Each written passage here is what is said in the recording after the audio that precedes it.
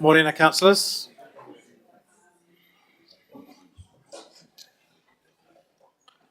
Well, welcome back to this reconvened inaugural council meeting. We'll start with the karakia. Whakatakatahau ki te uru, whakatakatahau ki te tonga, kia makina kina ki uta, kia mataratara ki tai, he hi ake ana, te atukura, he tio, he huka, he hauhu, ti hei Māori ora. Working through the agenda, I've got one apology, which is Councillor Free. I think she's still away overseas. Do I have a mover and a seconder? Councillor Staples and Councillor Gaylor. All those in favour, please say aye. Those opposed, none. Thank you. Conflict of interest declarations. Not been advised of any, so if there aren't any, we'll move on.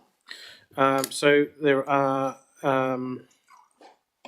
8 agenda items, and most of these are for appointments to the structure and then appointments to committees.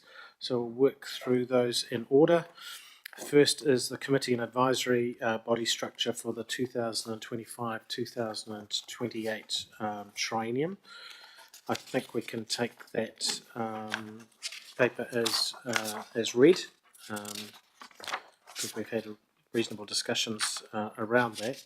Do I have a mover and a seconder for this paper? In fact, I think I'll move it if you think that's appropriate. Councillor Staples, do you wish to say anything? No. All those in favour, please say aye. Aye. Those opposed? No. Okay. Passed. Thank you. Carried. So my question is around the Te Awa Kairangi Committee, or the Hutt Valley, what used to be the Hutt Valley Flood Management Committee. We've discussed ways that we might manage the issues that previously went to that committee, but I'm just wondering about communicating that with the other councils involved, because they are also doing appointments and they have been appointing people to a committee that may not exist. So I'm just wondering if we don't come up with a solution immediately as to how we address that, at least if we signalled to them that we were looking at it. So, yeah, good point, Councillor Connolly. We can write to them and let them know of the decision immediately. That also probably applies to the Wairarapa Committee, just a formal notification that that we're not continuing with that committee. I can't think of any others that are caught by the same circumstances. But yes, we can certainly do that as a follow-up action. And also, obviously, our mana whenua reps who were on that committee as well. Yeah. Okay. Sorry, Mr. Chair, if I could just ask. So, given that the items that pertain to that will be coming to the Environment Committee, yes, should we be active in making sure that information is shared with Upper Hutt and Hutt City Councils, rather than just expecting them to read our papers when they probably struggle to read some of their own? So is there a way that we can signal that anything that pertains to those in any decision, or not even a decision, a briefing, is automatically shared with those 2 city councils, please? In mana whenua. we can do that, and we can include that in the terms of reference for the Environment Committee to ensure that that happens. I suppose there's also the issue about whether we go forward and replicate the Wairarapa Combined Forum in other parts.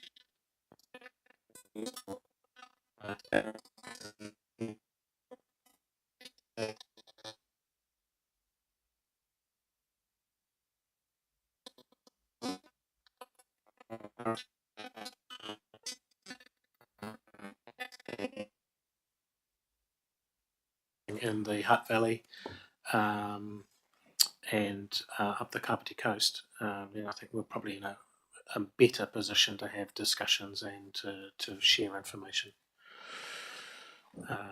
But yes, we'll follow through all of those things, including the terms of reference, which will come back to.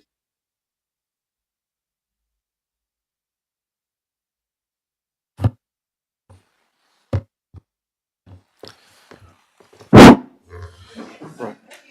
Okay. Right, shall we move on to item 4, councillor appointments? So again, I think item 4. Take the paper as read. Nigel, have you got anything to add at this stage? No. Do I have a mover and a seconder for this paper? Councillor Wolfe and Councillor Duthie seconding. Do either of you wish to say anything to the paper? I'd just like to say a few words if I can. Sorry? Yeah, it does a bit, doesn't it? So what I wanted to say was a thank you to a number of the outgoing chairs of the committees. The difficulty always is that unless you leave, at the end of a triennium, and you're saying your last hurrah, and you get an opportunity to actually be recognised for your work, that is really the only opportunity that there generally is. So, it sort of falls to me on this occasion to say thank you to Councillor Staples for marshalling the Regional Transport Committee over the last 6 years. Not always an easy task. It is wrangling territorial authorities, and that has been interesting at times, but also for chairing the Wairarapa Committee, which I think we are both agreed on, and we seem to have universal agreement has run its course. But thank you nevertheless, Adrian, for your work and being the glue to bind the councils together in the Wairarapa. It's been good. Councillor Gaylor, thanks for sterling work in terms of marshalling the environment and the climate committees, which we're now collapsing into one. Some real achievements in that time.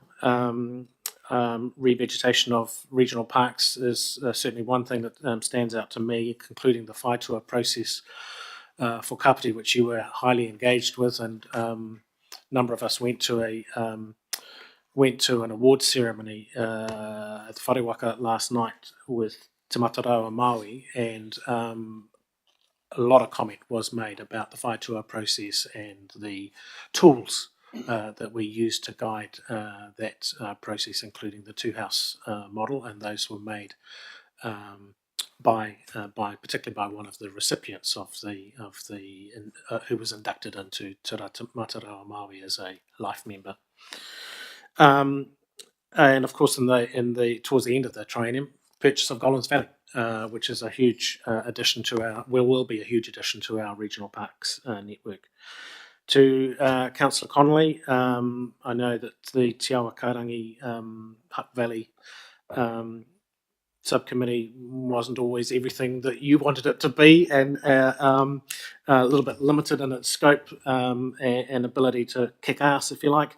But what I saw and what I think we all appreciated was you and others, Quentin, acknowledging you as well here, linked into Riverlink, and we're asking some of the bigger questions for a project that now is well settled and seems to be working well. You wouldn't necessarily know that for some of the agitation that we had during the course.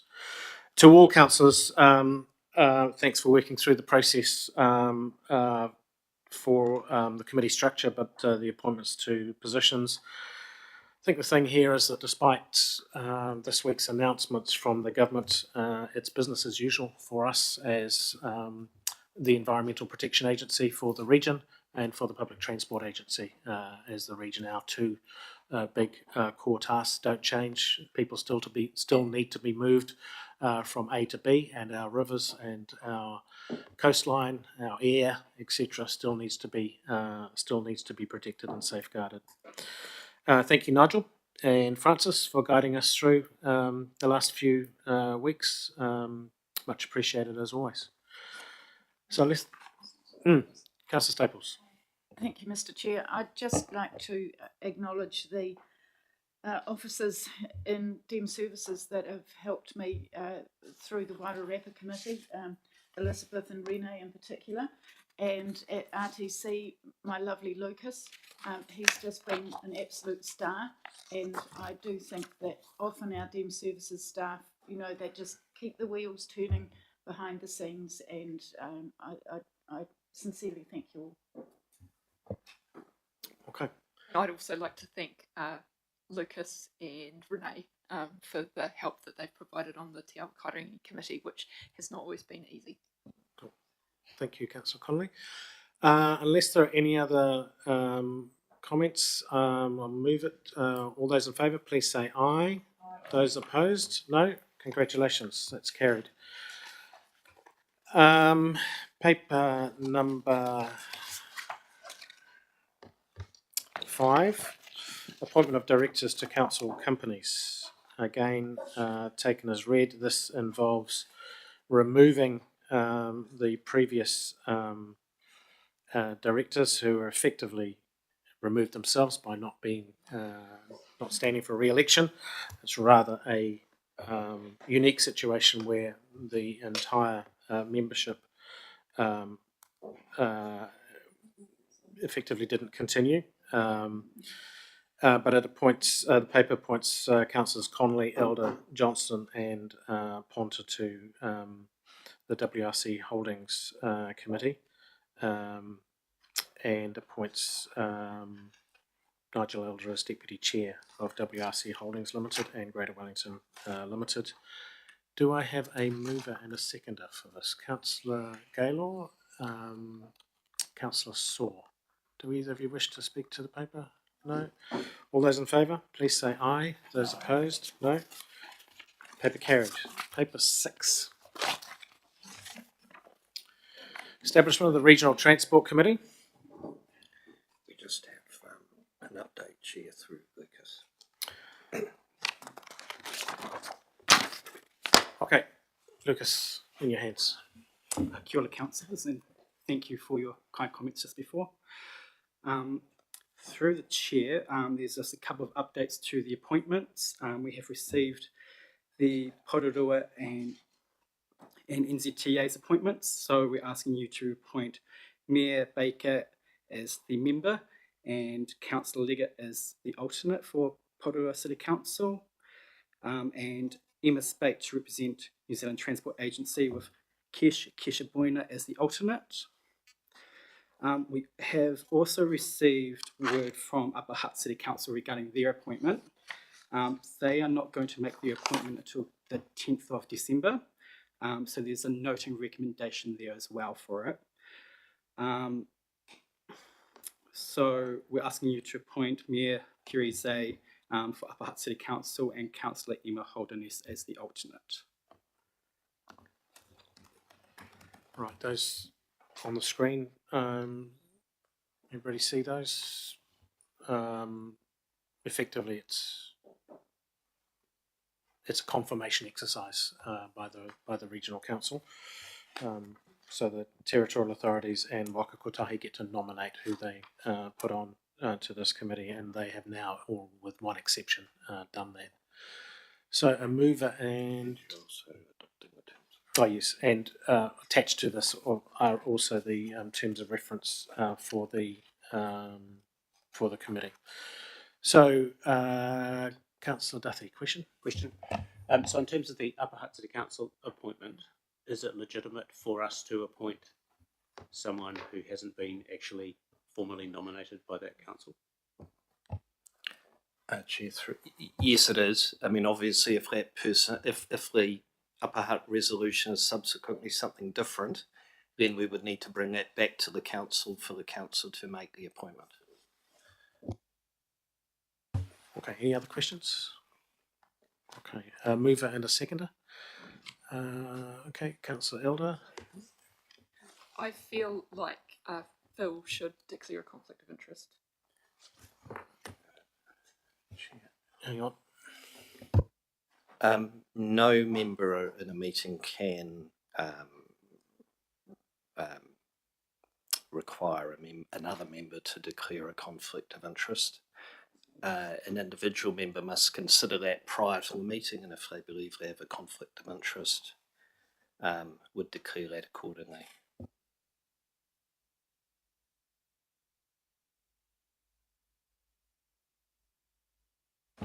Well, I'm happy to declare a potential conflict of interest. I can't sort of see one without actual details at the moment there, but if there is one, then I would admit to there being a conflict of interest and exit myself from whatever matters that arose that I think- created the conflict.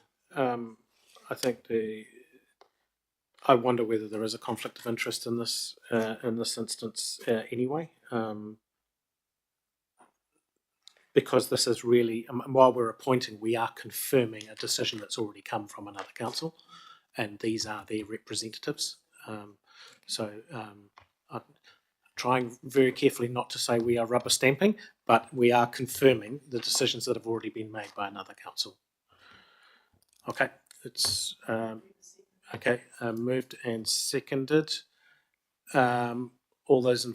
Anybody wish to speak to the paper? Just one, Councillor Wolf. one question, Mr. Chair. I note all the other areas have alternates. We don't. Is that? I know, but if either of those are not there. Yeah, okay. Yeah. Yep.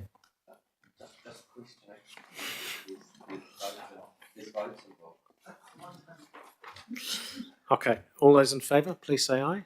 Those opposed? None. Paper passed. Carried. Thank you. Right.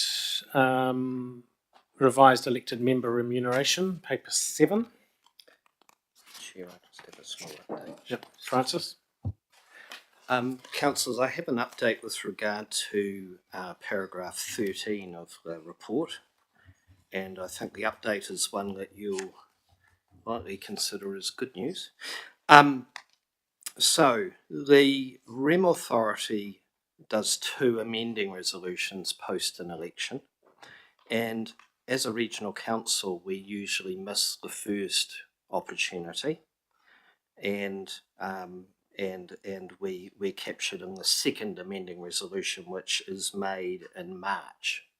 So that normally means that your adjustments to your salary to backdate it to the day you took office or a position of additional responsibility does not occur until March. However, I was talking to the head of the Remuneration Authority 2 days ago, and we had a discussion about this. And given your meeting today, their advice was potentially have the opportunity to be included in the first amending determination, the deadline for which was actually last Friday, or actually 2 Fridays ago. And if that were to occur, and I can't guarantee it, but it seems reasonably likely, the first amending determination will be gazetted on the 18th of December, and therefore your back pay would be able to be processed as soon as practical after that, rather than late March. So that's an update for you. Okay. Thanks, Francis.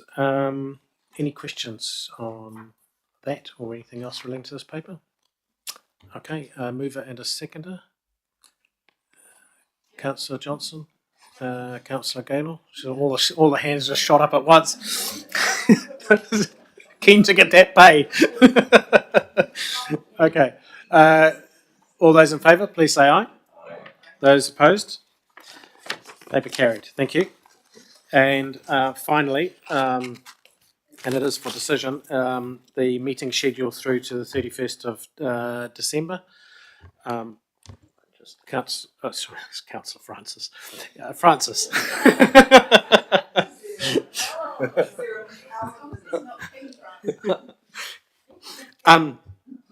Just a small update.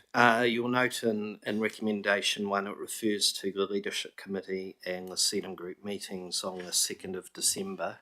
Those 2 meetings have now been cancelled. So that's just a small update for you. Okay. And Francis, can just for councillors' information, how do all of these dates and what have you get into councillors' diaries and what have you? Is there a process that you go through to do that? Yes, so once the dates are confirmed by council, there'll be invitations developed through Democratic Services, which will you'll receive for all the meetings. You receive them for all the council and committee meetings, even if you're not a member, so it's in your diary. Sorry. You'll receive invites through Democratic Service to all council and committee meetings, including those that you're not a member of, so it's in your diary. And should you wish to attend those meetings, therefore you've got visibility over that. We're currently preparing the meeting schedule for 2026, and if we haven't already engaged with committee chairs, we'll be doing that very shortly, and it will be coming to the 11 December council meeting. Okay. Mover and seconder for these, Councillor Duthie and Councillor Saw. All those in favour, please say aye. Those opposed? None. Okay. Thank you. That's carried, and that is the end of council meeting. So I'll close with a karakia, and then we will move to have some discussions about the government's reform proposals. Anuhia, anuhia, anuhia ki te uru tapu nui, kia wātia, kia mama, te nākau, te tinana, te wairua i te ara takata, koiora e rongo, whakaria ake ki runga, kia tina, tina hui e taiki.